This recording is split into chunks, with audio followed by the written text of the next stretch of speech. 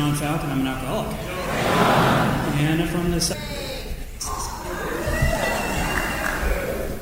It is an absolute honor to be asked to host and introduce our speaker tonight. And I've had the privilege over the last about 24 hours to kind of sit with him a little bit, ride around the car, listen to some of the conversations he's had. Such tremendous respect. I've learned a lot more about him too, some things that he is quite a successful businessman, musician, lyricist, and he loves Bob Dylan. So guess when Bob says, hey, I'd really like to go downtown to the Bob Dylan Center, guess what we did? We went downtown. And we did that after, I want also to thank Tony and Doug for putting on a fantastic men's meeting today. The fellowship and food, it was just wonderful to get together and have everybody be a part of that. But so we went downtown, I'll tell you a little bit about that. We had the great opportunity to walk around the Bob Dylan Center and to have Bob talk about some of the people he knew. I'm like, this is crazy. That, it's like, I know that guy, I spent time with that guy, and I won't go into great detail, but some amazing things. So to be there, to be a part of that, and to sit down with him and go through that, what a wonderful, thank you, Bob. That was really fantastic. And so it was just amazing. Another thing that I found out is that Bob loves alcoholics. And he loves Alcoholics Anonymous. And he carries a message of depth and weight. And I know tonight I am super excited about hearing what he has to share, as I know that you are. So let's give a huge Oklahoma welcome, all the way from Las Vegas, Nevada, Bob D.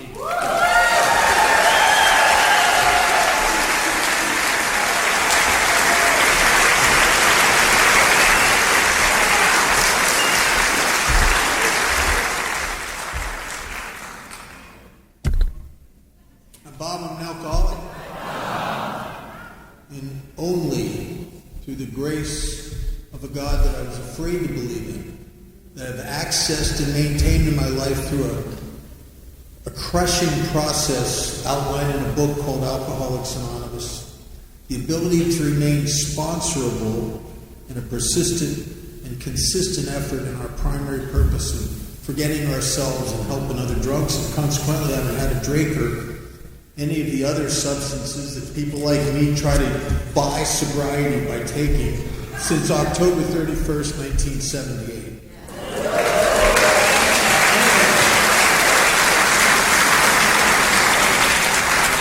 That's my personal best, actually. John's, he doesn't know it, but he's such a good host that at the General Service Office in New York, they're building a statue of him in the Host Hall of Fame. It's an amazing thing. And there's a lot of old friends of mine here.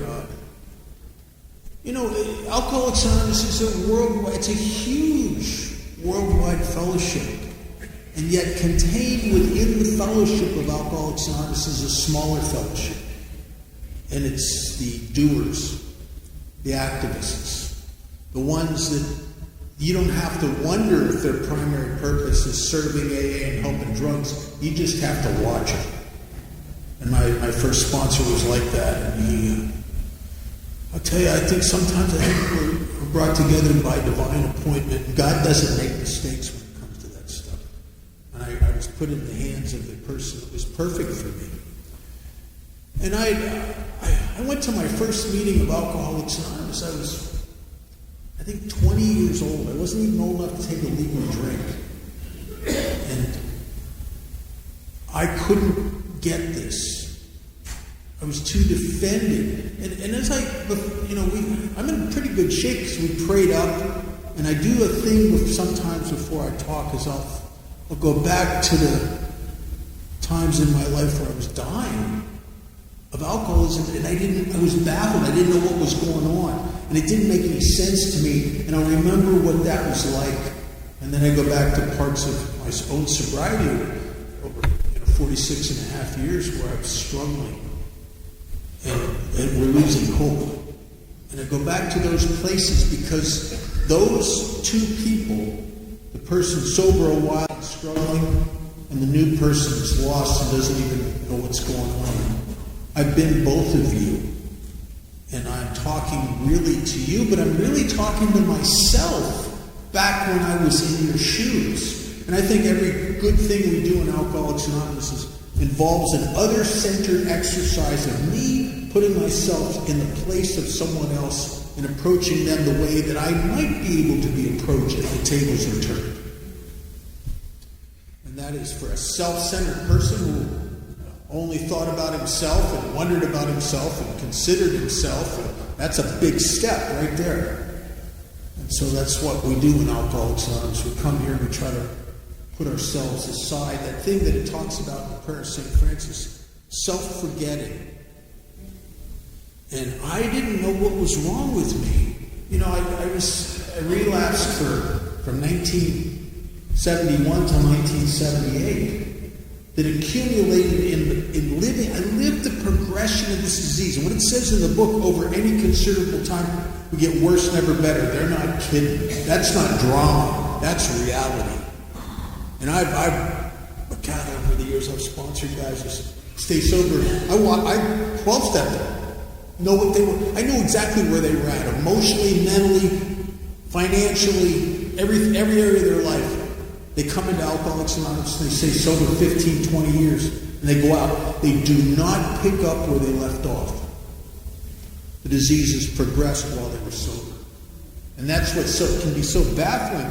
For some of the guys I sponsor, I tell them, if you were sober 20, 30 years and you drank again, you're going to have to make AA absolutely and unconditionally the center of your life, because what you did 20 years ago that got you a foothold here isn't going to be enough. It's not going to be enough anymore, because this disease is up the ante. So I sponsor some guys like that were sober over 30 years and drank again. And they're doing all right, but I'll tell you, it's a lot of work. And I understand why some of us just stick pistols in our mouth because we just don't think we're up to it. You know, but there's grace here. And the grace can do for us what we can't imagine having done. And yet, I'm one of those kind of guys, I don't know this, but I am such an extreme example of self-will run riot, as it says in the book, even though I don't think so, that I have a broken, overwhelmed grace receiver. So, and I don't think I'm alone. I think I'm the kind of guy that has to come here and I have to do all this stuff to repair the receiver so that I can get my inheritance, which is God's grace. It was always available to me. The problem was not from Him. The problem was here. I'm too full of myself to receive anything. And I am. And so I don't know what's wrong with me. I don't think I'm an alcoholic. Alcoholism is the only fatal disease I know of that uses your own mind against you. That's why so many of us, we're pulling the trigger, we're ending it, we're going to the bitter. What happened? I had the good job. I had the relation. I had, as if those are treatments for this spiritual malady. They're not. And so, it's baffling. And I almost died because of an egocentric tendency to underestimate alcoholism. I mean, you know, that you ever get that thing, okay, how bad could it be, really? I mean, you know, underestimate alcoholism, and for God's sakes, don't do this. Don't overestimate yourself, because most of us slide to our demise on a sled of ego. And I almost died of this disease. And I remember there was a guy in Pennsylvania in the mid-'70s who used to see him in meetings. I didn't like him because he was blunt. I need special care, you know. I don't like people telling me the truth. And I came in after another drunk one time, and he says, "Well, you're just not an alcoholic of the hopeless variety." What does that mean? I've lost everything. I don't have any hope about getting a good job again or getting her back and my parents talking to me again. But that's not what he's talking about. He's talking about the hope that always comes out of people like me that have one major obsession. And that hope is that someday, some way, for God's sake, somehow, I'm going to enjoy drinking like I used to, and I'm going to find a way to keep the damage down to something reasonable. That I'm going to find a way to control and enjoy my drinking. And that was the book says that's the great obsession of guys like me. And I found drugs and did a lot of drugs, not because I'm a drug addict, because I was trying to obsess with controlling and enjoying either my drinking, and there were certain drugs I used for that. They don't really work.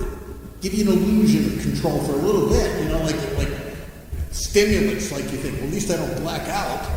But then you remember everything, It's just, sometimes blackouts are God's blessing. And then I took other stuff because I had another problem I don't know I had.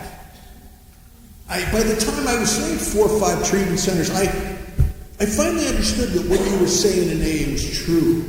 That I have an abnormal reaction to alcohol. And I do. And that's what makes me an alcoholic. But what I don't know, and it almost killed me, is I have an abnormal reaction to abstinence. That sobriety makes me sick. And it makes me so sick and so crazy that I was the guy who was tearfully sobbing, swearing to myself, I'll never touch that stuff again. It'll make me so crazy that touching it again seems like a good idea. Now that's crazy. But I didn't know that my alcoholism, for all practical purposes, starts where the bottle and the bag ends. My problem, and people, that's what's so crazy about this disease, because you keep telling me or implying that drinking's my problem. And then I quit drinking. It's not so good for me. I was talking to somebody earlier.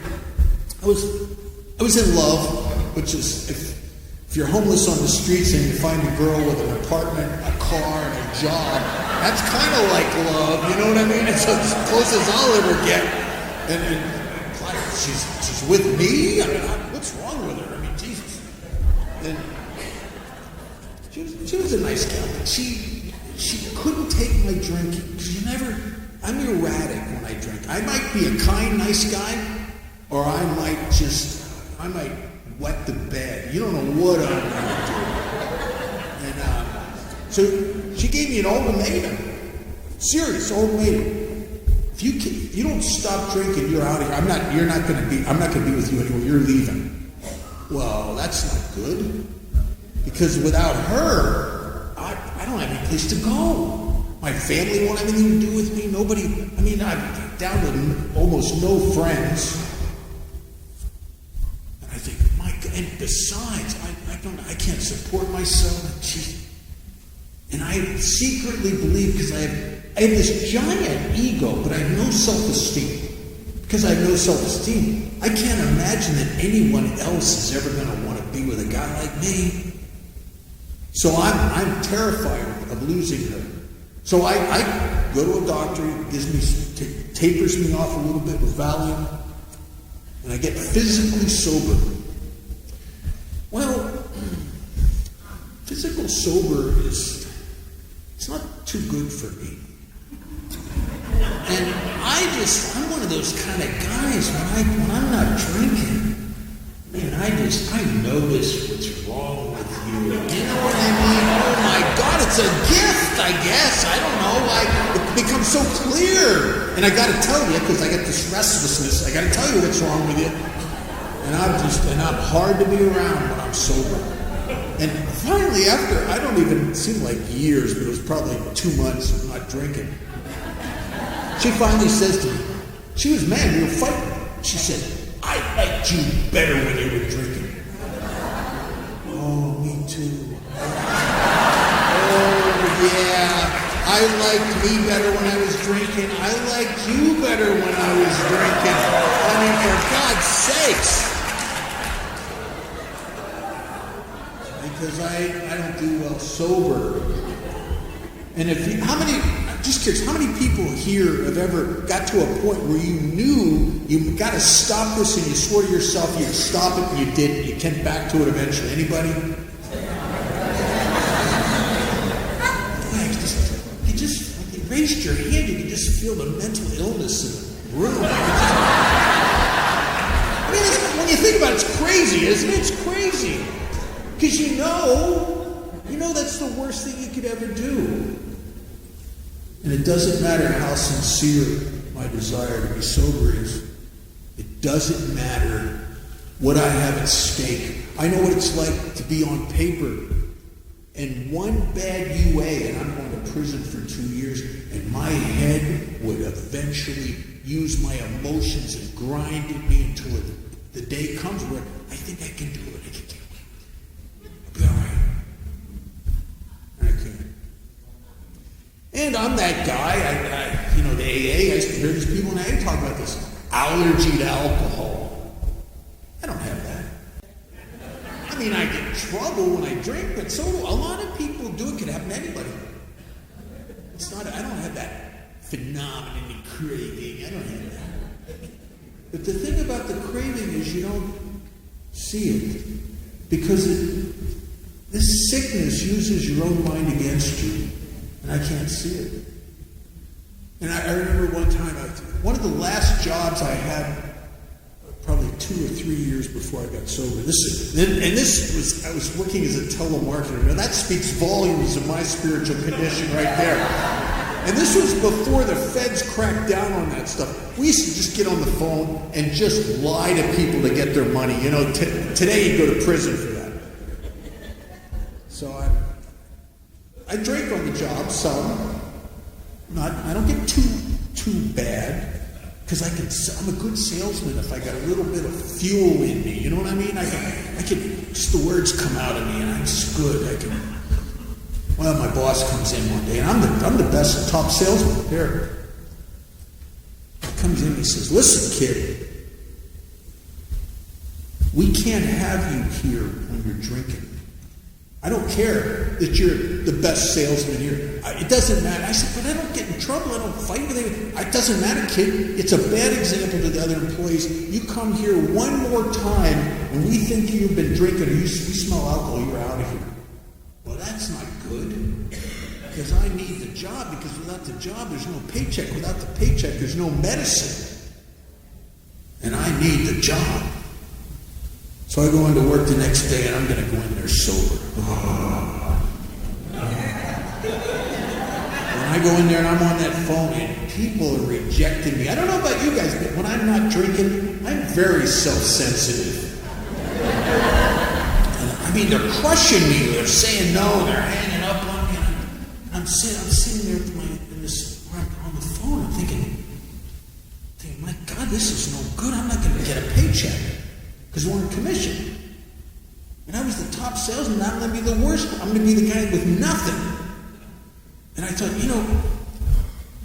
this isn't just bad for me, this is bad for the company. In a sense, it might be bad for the economy, I like to have my excuses global if I can, And so I thought, oh man, I got to do something. I can't go like this. I can't go like this. And here's what I thought. Maybe some of you have thought the same thing. I thought, they can't smell vodka. I was drinking that 100 proof Southern Comfort in a flask, but you can smell that. You can't smell vodka. So I'm going to go, my lunch hour, there's a bar down around the corner where nobody from the office can see you down there. I'm going to go down there, and I'm going to have just two drinks. I don't get too weird. I don't even look drunk on two. Just 2 drinks, that's all. Since I'm only going to have 2, I'll have 2 doubles. Vodka. With orange juice. Kind of make it a health drink. You know what I mean? So I go down there, gotta get this plan. I'm going to have 2 doubles. Vodka and orange juice. It's a good plan. till I'm about halfway through that second. And I think to myself, this is the United States of America. This is supposed to be the land of freedom, for God's sakes. Who are they to tell me? I don't get in trouble. I don't start fights with anybody. I'm the best salesman they have. Who are they to tell me? And I said to the bartender, I finished that second drink. I said to the bartender, do I look drunk? And I walked up and down in front of the bar. He said, you look fine to be getting another drink. And I got to tell you, I never made it back to work that day. And if you would have stopped me and said, well, that's that allergy those people in AA talk about, that phenomenon of craving. No, it's not. I changed my mind. It's like I get new information.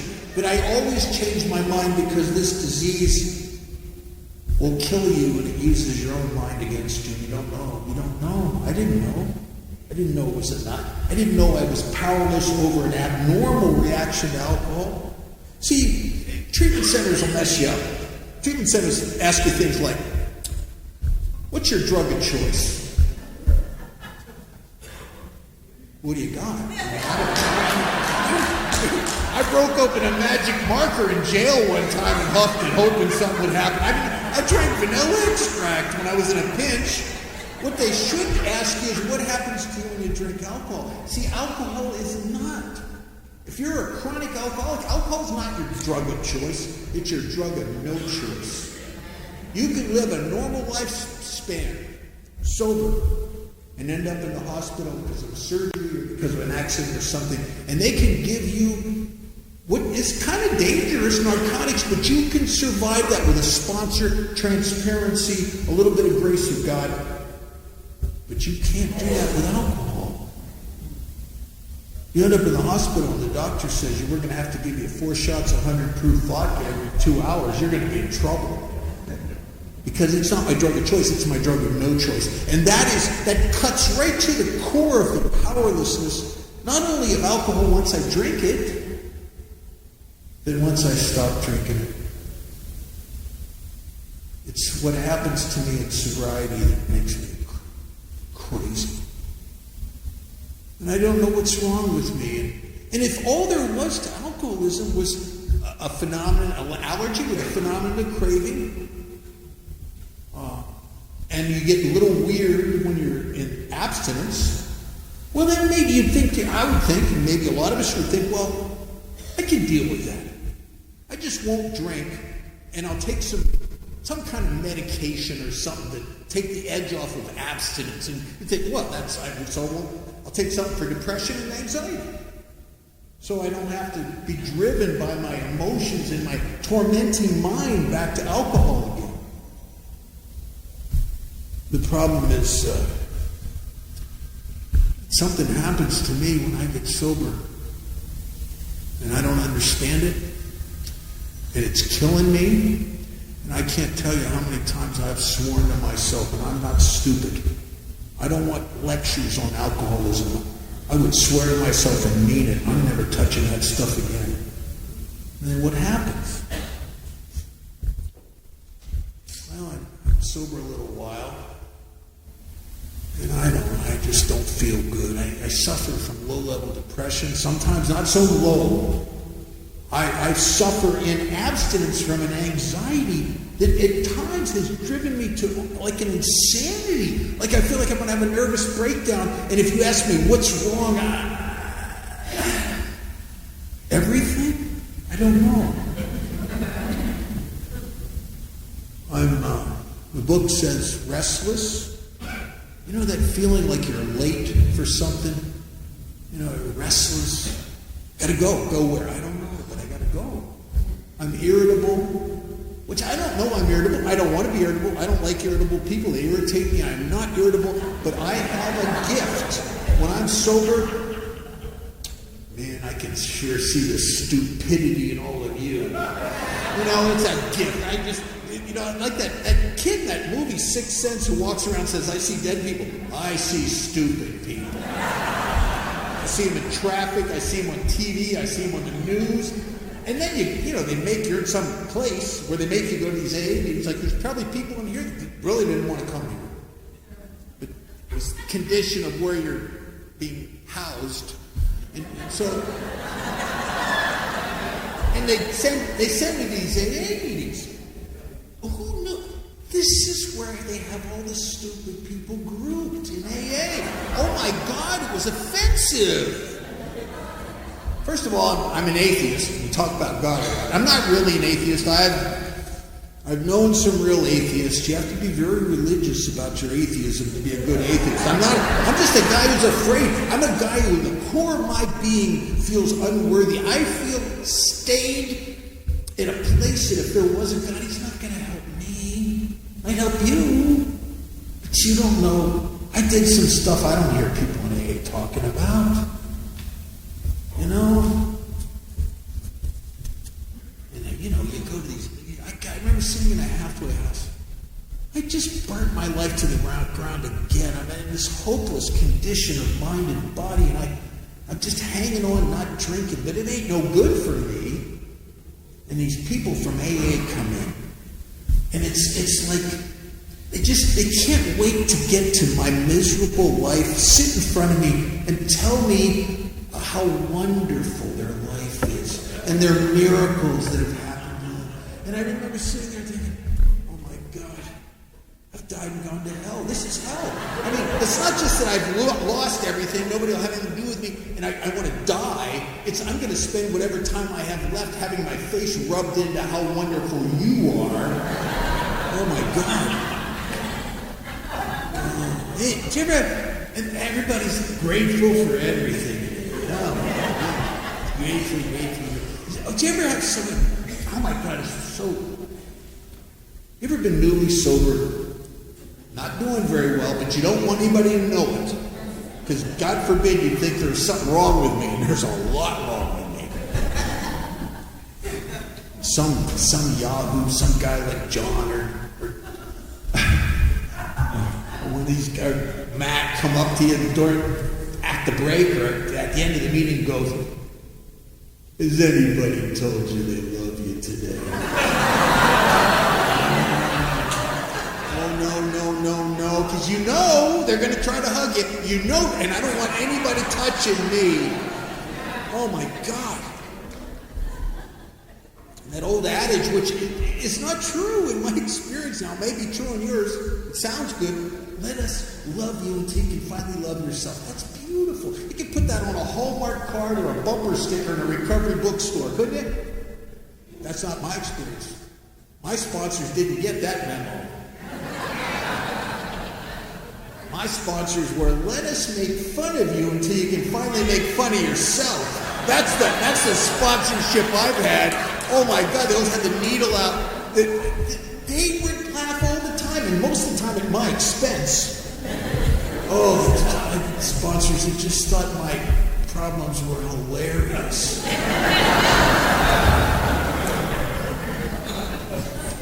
And you started to set me free. Between showing me how to laugh at myself, clearing up the wreckage of my past, starting to develop a relationship with a God I didn't even believe in, and service and helping God's kids, it changed the way I was inside and the way I showed up in the world. I didn't know you were doing that. In 1978, I was sentenced to 2 years in prison by a judge who put the carrying out of that on hold and gave me a chance to go into this place called the Ark House on the north side of Pittsburgh. It wasn't, I can't even say it was a treatment center. It was the bottom of the food chain for treatment. I was in a room with like 10 people in bunk beds. All you could smell was butt and feet. You know, it was one of those places, right? One of those places. This is the dregs. I mean, this is when you've been to all the other treatment centers and they won't have anything to do with you anymore. You end up here. And I'm in this place and I can't take a drink. They check me. My PO, they check me. But you know, that madness comes over me. I'm not drinking, and I'm restless, irritable, discontent, depressed, lonely, day in and day out, and week in and week out, and month in and month out, till I'm just up to here with this abstinence thing. And it's not that I don't understand why I need to not drink, I just can't carry it out. And the idea came to me like an obsession. Like I gotta just a little bit, just take the edge off of this. I can't do this anymore. And I decided, I thought, I'll get a 6-pack of tall boy Colt 45s. I don't know why I thought malt liquor was better, stronger, I guess. I don't know. And I got this 6-pack, and that's all I'm going to drink. And if that's all I'm going to drink, and then eat some Halls, mentholyptus, cough drops, I'll be good. I'll be good. The problem is, after about 3 of those tall boys, I just had this obsession with getting a bottle of vodka. It's like it's on me. And I went and got a bottle of vodka, and I got really, really drunk. So drunk I don't remember. But evidently, when I get really drunk, it becomes very apparent to me that these counselors that work there need some counseling. And not a good idea. And I get thrown out of there, and I'm living in the park. And I've been on the streets before. And I'm getting sick. I get sick real bad now. The alcoholism really has progressed. And I don't think I'm even on this run, and I'm trying to drink around the clock, because my drinking the last couple of years there was no fun, there's no party here. It's all about oblivion. It's about blotting Bob out. And I don't know if it was 10 days or 2 weeks, but I came to on this park bench, and I'm shaking uncontrollably, and it's so humiliating. If you've ever watched out of the corner of your eye somebody see how you're shaking, the tremors, it's embarrassing.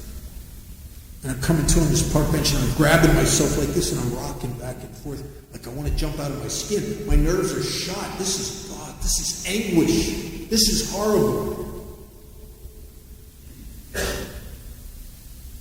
And I don't know what's wrong with me, but I'm no good. Drinking has turned on me. Late stage alcoholism is horrible for the alcoholic, because it's like paying extremely high rent on a house that already burnt down. Where's the party? I'm chasing the ghosts of parties past, because that's all I want. That's all I can. If I could have just jump-started that, get back to the way alcohol made me feel when I was 20 years old, man, I'd have done anything for that. But when it's done, it's done. And most of us die chasing something we can't catch, and it makes a fool out of me every single time, because I don't want to give up hope. And this is when the guy said, you're not an alcoholic of the hopeless variety, he understood me in a way that I didn't understand me, because I still had hope. Hope that there was a little bit of ease and comfort, there was a little bit of relief, a little bit of good feeling, a little bit of an effect. In late-stage alcoholism, it's nothing. It's not there. It's gone. And it's depressing, and it's horrible. And I came to, and a doctor that previous year that I went in the treatment center, I told him I had a brain tumor. I didn't really have a brain tumor. I was kind of hoping I had a brain tumor, because it would have explained the blackouts, would explain the emotional roller coaster, would explain why I just flip out at somebody for no reason, why I'm so erratic. I wanted a brain tumor, because if I had a brain tumor, my mother and father, who would have nothing to do with me, would be notified. They'd realize, oh my God, Bob, we thought you were a loser. We thought you were a bum. You had a brain tumor. We didn't know. We're so sorry. We'll put you back in the well. We'll start paying your bills again. It'll be good. And the ex-girlfriends who thought I was a loser, they're going to come to their senses. Oh my God, Bob, you had a brain tumor. They'd come running to the hospital, properly ashamed of themselves, which is, oh my God. The idea of that was just amazing to me. And this doctor gave me all these tests, and he came back to me and he said, you don't have a brain tumor, you don't have cancer at all. kid, you've got alcoholism, and you keep drinking, it's going to kill you, but you're a young kid, it's probably going to take 5 more years. And on a park bench on the north side of Pittsburgh, I sat there shaking it out. Anguish, and I'd lost all hope of getting that feeling back, all of that, of alcohol being the medicine it once was. And I remember thinking, 5 more years. No, sir. I can't do this anymore. And because I'm an oblivion drinker, I started thinking about killing myself. And I thought, well, that's really, I drink to blot me out. Maybe that's really what I'm looking for. Is the ultimate, let's shut her down. The ultimate, let's blot Bob out. And I went to a bridge in Pittsburgh to kill myself. And when I made the decision to kill myself, this sounds ridiculous, but it's honest to God, it's true. I felt better. I felt hope. Like I'm going to make this stop. And I went to a bridge, and all of a sudden a terror gripped me. It was not the fear of dying. I was afraid it wasn't high enough. And I've had a lot of bad luck, and with that, my streak of bad luck, I probably won't die. I'll probably end up paralyzed from the neck down. I'll lay in some charity ward. Nobody will bring me a drink. Lay there, my head will finally have its way with me to torment me. People like John and Matt and some of these guys, Tony, will bring their newcomers into the room. And I'll get to hear him say, well, Bob's what happens to you when you don't find God and work our beautiful 12 steps. And I can't even give him a one-finger salute because I'm paralyzed. There's a line in our book that is the best description of what happened to me at the end. I didn't believe in AA. I didn't believe in the steps. I didn't believe in God. I was afraid of God. But the book says before you even approach any of those things, you'll come to believe in the hopelessness and futility of your life, Bob, as you've been living it. My God, I believe that. The countless times I've tried to control and enjoy my drinking and failed. The countless times I've sworn to myself, I'm not going to touch that stuff again, and failed. I know hopelessness and I know futility. And the book says at that point, Bob, you're at a place where there's nothing left. There's no more game here. There's no more good ideas. There's no more moves.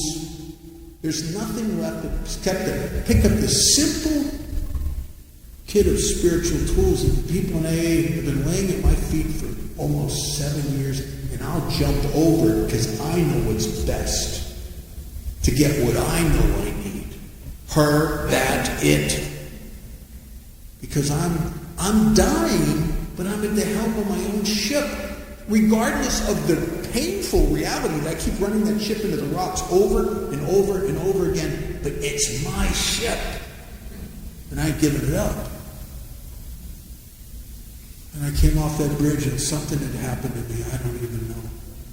I remember sobbing uncontrollably. I later looked back and there's a line in the book that talks about a state of pitiful and incomprehensible demoralization. It's like you get to a place where this is a level of pathetic you didn't know existed. Or how can anybody hate themselves more than I hate me right now? Not only have I burnt my life to the ground, I've broken the heart of anybody who ever dared to care about me. That when it becomes necessary to kill myself, I'm even a failure at that.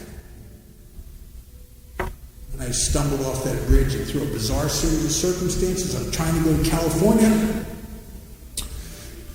because I had to get off the streets. I knew winter was coming, and I'll tell you, you end up getting kicked out of a halfway house in Pennsylvania or Maine or New York, and it's winter time. Man, it's tough. You can't sit down. You turn into a popsicle. So you go into bathrooms with gas stations and places until some customer comes in and sees you trying to sleep, and he goes and tells the manager, and he comes in and kicks you and tells you what you are, and you can't even defend yourself because you're weak and sick. and he throws you out on the street. So if I could get to California, like the promised land, get to California, I can sleep on the beach. It's nice out there. Matter of fact, that's what Capitol Records is. I can become a rock star.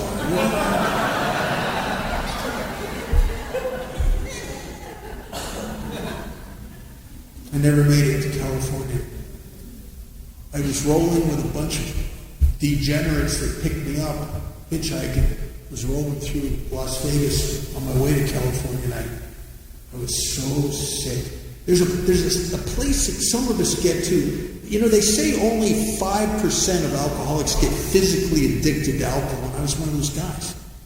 And if you're like that, you get to a place where your body is screaming for some alcohol, and yet your body won't keep it down anymore. And I remember those times. The last little bit of money I had, I got a bottle of Richard's Wild Irish Rose, and I'm trying to get enough of that stuff in me to quiet the madness in me, and it just keeps coming back up again because my body's saying, no, we ain't doing this anymore. And I was at that place, and I was scared because I've had seizures, and a cop, I'm not even sure if he was really a cop or if he was a security guard, but he helped me get to the county hospital. And they shipped me to a place that had just opened for alcoholism. The Buddhists say when the student's ready, the teachers appear. And I sat there, and it was different. And I'd been in probably 150 AA meetings by this time, but I can't listen to you. I can't hear you. I'm too full of me. I can judge you, but it's hard to get help from people that you suspect you're smarter than.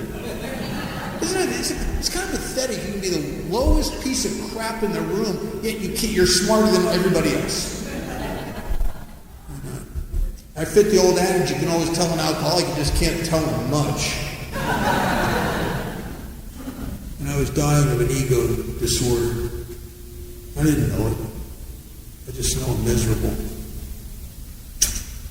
And I went to the meetings in the house, in that place. They had in-house meetings. And there was a man, before there even was an H&I committee, before there even was people taking meetings and committees taking meetings in the treatment centers and detoxes, he did. And he did it twice a week for the same reason Bill Wilson searched out 96 alcoholics his first 5 months of sobriety, because he knew that that's his medicine.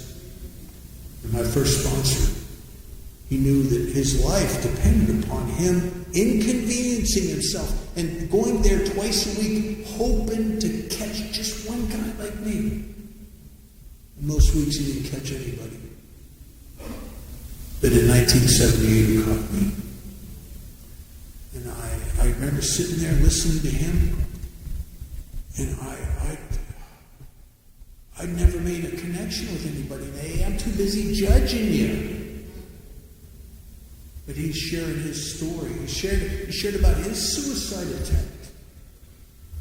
He's talking about failure. He's talking about fear. He's talking about depression. He's talking about all the reasons he drank and why he failed at abstinence and why he couldn't control his drinking when he started. And I'm sitting there, and for the first time in my life, I sat there and started nodding my head. My God, I'm like this guy. And I didn't know if that was good news or bad news. I don't know.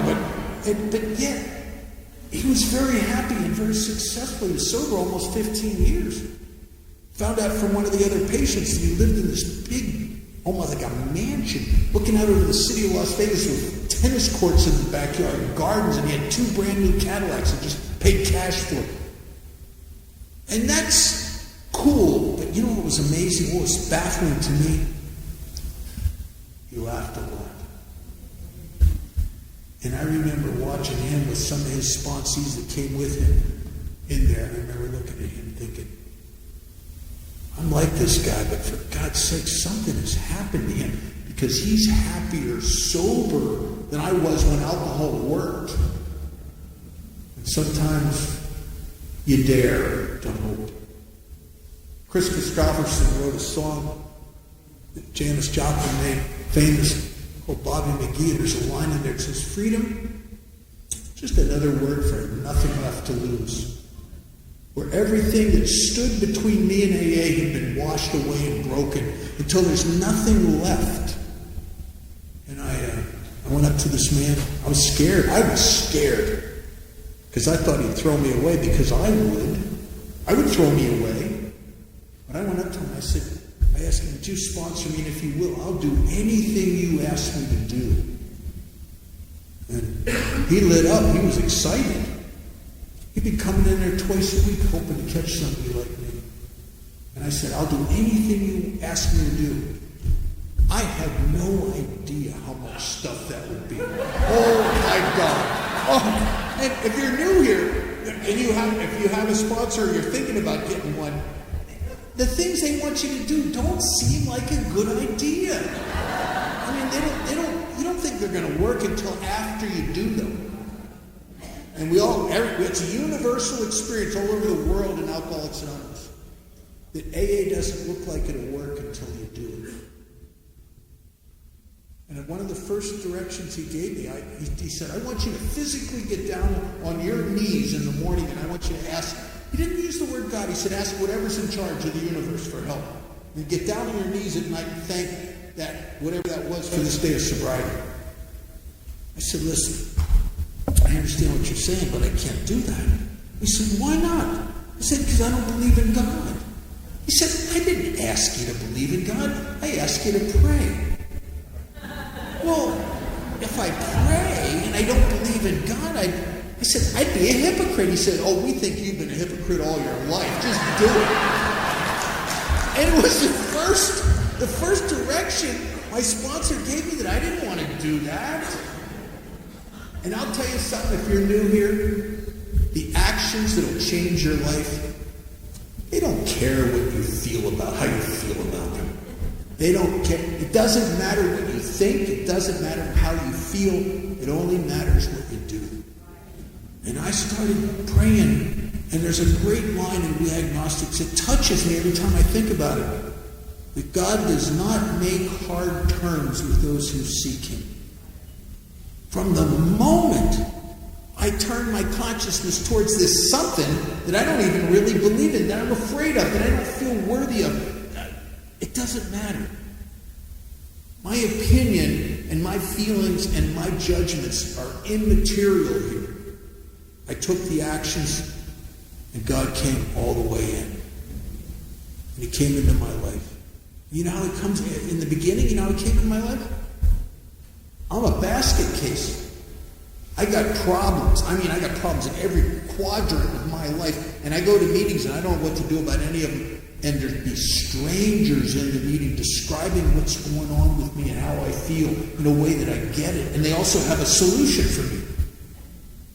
And the great promise of the second tradition was coming true, that when we come together for the purpose of recovery, there's something in the midst that's greater than the sum of the parts. That God, this ultimate authority, expresses Himself through this consciousness of Alcoholics Anonymous. We're like a hive.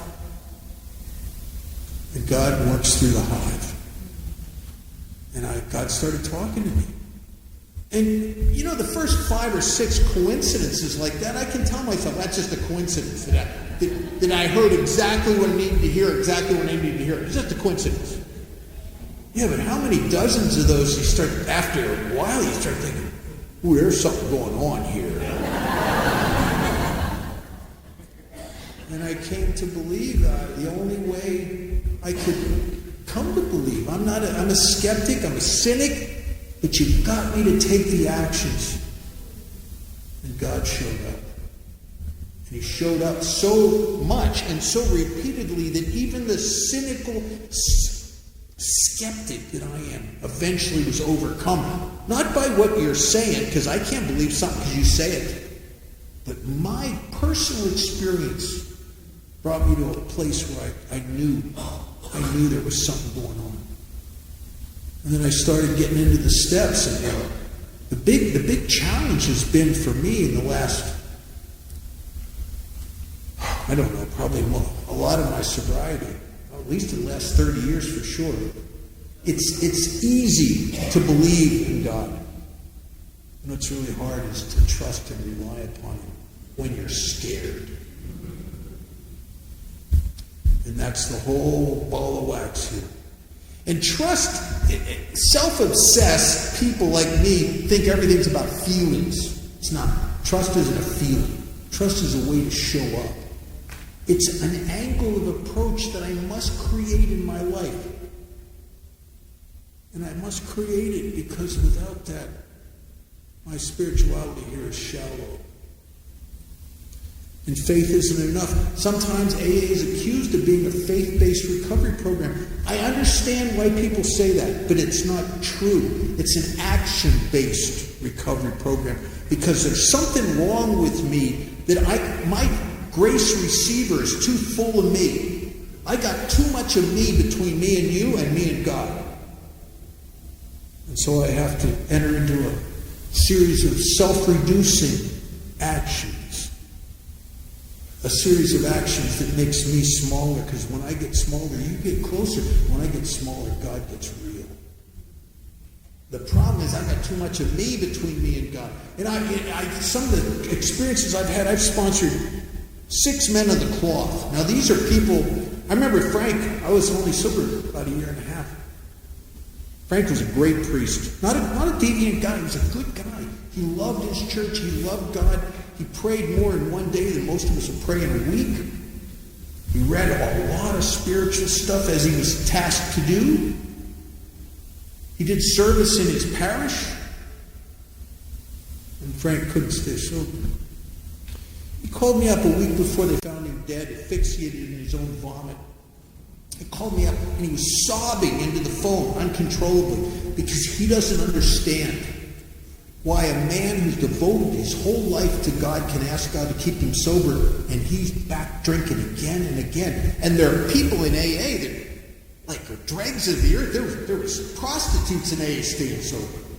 There was drug dealers in AA staying sober. There was robbers in AA. There was the most deviant people on the planet was asking God, like he asked God, to keep him sober, and God's keeping them sober. Why isn't he keeping him sober? He was baffled. You know something? I was baffled too, because sober only through the grace of God. That's true. If that's true, you'd think that this priest would have a leg up on a bum like me. I've done some horrible stuff. But the problem isn't a lack of faith. He had more faith than I did, I suppose. It was a lack of action. See, his ego, which is the thing that's killing me, had excuses and reasons and justification not to do what we do. I don't have to do a 4th and 5th step. I go to confession. I don't have to do prayer and meditation. I do my services with the church and Mass. And I don't have to do 12-step work and service commitments in AA. I serve my church. And you know, the actions of Alcoholics Anonymous that will change and save your life, that will repair your broken grace receiver, those actions don't care about the reasons you may have that seem legitimate to you why you don't have to do them. You do them and you get the results. You don't and you don't. And I found out not too long after that he died. He did that death, that horrible, that hellish death where you drink yourself till you're immobile, you're like in almost a coma, and then you throw up and you drown in your own vomit. That's not on my list of ways to go. And here's a guy that, according to my mind, he should have had more here than I did. But Frank is spiritually elevated above us. And the thing about Alcoholics Anonymous is we have to stand and live in the middle of the herd. You can't be above anybody here, and you can't be below anybody here. I have to be just like you. You know where a lot of that comes into play? In the 8th and 9th step. And in the 4th step. You know, I had this horribly sick, huge ego, and it judged, and it was a source of all the opinionation. And I get into that fourth step, and I didn't know. He tricked me. I didn't know that what I'm going to realize is how wrong I've been about everything and everybody in my life. You dismantle each one of those judgments. The book says we are prepared to look at them from an entirely different angle. That I'm supposed to put myself in the shoes of the person I resent until I get it. Till I'm awake to the me that is in them. And when I did that fourth step out of the book, I did a lot of therapy. The more therapy I did, the sicker I got. I did that fourth step in the book, and it just like shrunk me. I told you after it was over, I said, what'd you get, Bob? I said, I'm sad to tell you how wrong I've been about my mother. I'm sad to tell you how wrong I've been about my father. How I tried to blame them for a lot of the things in my life. How wrong I've been about the exes that dumped me. How wrong I'd been about the bosses that fired me. The police. And what I couldn't understand, I could understand that, but I couldn't understand how they gave me a second chance, because I wouldn't have. People were kinder with me and more forgiving and more accepting with me than I ever would have been with them if the tables were turned. How did my mother and father keep loving me and trying to help me for all those years? I wouldn't have. And I realized that the only person on this planet that's not right and not fair and not accepting and not forgiving is me. I thought it was you. It was me. And as I took that, all of a sudden, some of the separation started going away between me and a lot of people. I had a lot of amends to make, a lot. Of course I did.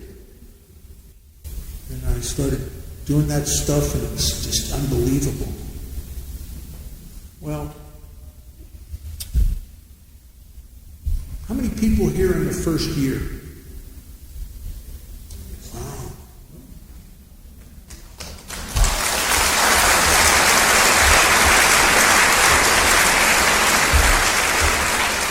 And for Tony, how many people here are sick of us in your last year? You know it too. Everybody just, I'm up to here with this AA stuff.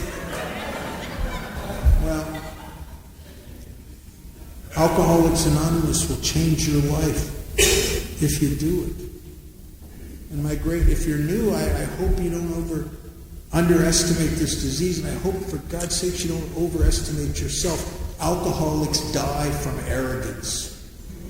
Isn't it weird? Because if you would have, when I was going to those AA meetings and those treatment centers, if you'd accused me of being arrogant, I'm not arrogant. I ruined my life. I'm a piece of crap. But I was the smartest and most intelligent piece of crap in the room. You can't help me because I'm smarter than you. And you know what arrogance is? If you look at it objectively, it's when you don't do what everybody else does that gets better. Because your case is different. There's an arrogance in that. So get small. Get a sponsor. Don't just get anybody for a sponsor. Get the person you judged harshly. You know, that AA fanatic. Get him. Get the guy you don't like. The guy you know is going to tell you some stuff you don't want to do. Because when it comes to spiritual growth, the greatest benefit is inconvenience. If you come to Alcoholics Anonymous and you only do the things you feel like doing, don't expect a lot of change. We grow by our willingness to surrender to the inconvenient actions of AA. And so I had a good sponsor. We maybe get service commitments when I was early. And I started to fall in love with AA. Because you will fall in love with anything you serve, and you will stay in love with anything you continue to serve. Some of you know that with your kids. So be inconvenienced here. Serve. Claim your primary purpose, and it's not you anymore. Look what happened when your primary purpose was you. It was bad. And I'll end with this. Mark Twain said that the two most important days in any human being's life is the day you were born and then the day you realized why. Take a purposeful life. The purpose is greater than you. And join us. Thanks.